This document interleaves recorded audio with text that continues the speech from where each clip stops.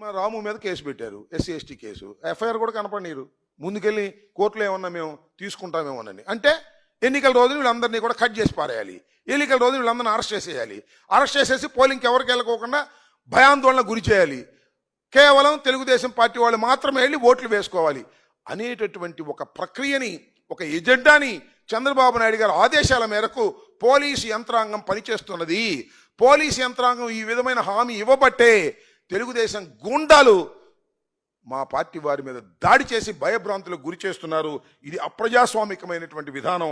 దీన్ని ప్రజలు గమనించాలని, ఇప్పటికైనా పోలీసు యంత్రాంగం సరైనటువంటి పద్ధతుల్లో వ్యవహరించి జడ్పీటీసీ ఎన్నికల్ని సక్రమంగా జరిగే విధంగా చేయవలసినటువంటి బాధ్యత ఎలక్షన్ కమిషన్కి, పోలీసు యంత్రాంగానికి ఉన్నదని ఈ సందర్భంగా చెప్పదలుచుకున్నాం. ఆ కోయా ప్రవీణ్ గారిని ఈ సందర్భంగా హెచ్చరించదలుచుకున్నాను. మీరు ఈ పత్తి వ్యాపారాల గురించో మిర్చి వ్యాపారాల గురించో మాట్లాడటం కాదు, మీరు లా అండ్ ఆర్డర్ను కాపాడవలసినటువంటి బాధ్యత మీకున్నది. మీరు అదుపు తప్పి ప్రవర్తిస్తే మాత్రం సమాజం మిమ్మల్ని సహించదని కూడా ఈ సందర్భంగా నేను చెప్పదలుచుకున్నాను.